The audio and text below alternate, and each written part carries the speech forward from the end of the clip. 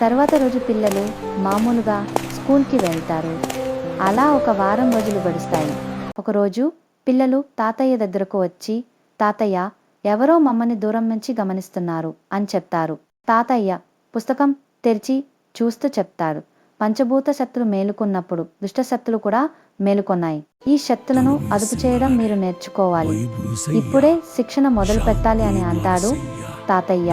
ఆరవ్, దీన్ని తాకకుండా వెలిగించు, మనస్సు శాంతంగా ఉంచు. తాతయ్య చెప్పగానే అరవ్ కళ్ళు మూసుకుని శక్తి కేంద్రీకరించాగా దీపం వెలుగుతుంది.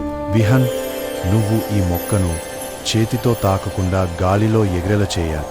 విహాన్ గాలి పిలవగా మొక్క తేలిపోతుంది. ఇది మనసుతో కదిలించాలా? తాతయ్య తల ఊపుతాడు.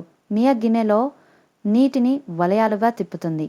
రుద్ర, నువ్వు ఈ వంతెనను తొలగించు, నాశనం కాకుండా. రుద్ర మెరుపులతో వంతెనను పక్కకు లేపిస్తాడు. ఇషాన్, నువ్వు ఈ రాళ్లను తరిమి చూడు. ఇషాన్ చేతులు వేయగానే రాళ్ళు తేలాడతాయి. తాతయ్య ఇంకా చాలా నేర్చుకోవాలి. ఇది మొదటిది మాత్రమే.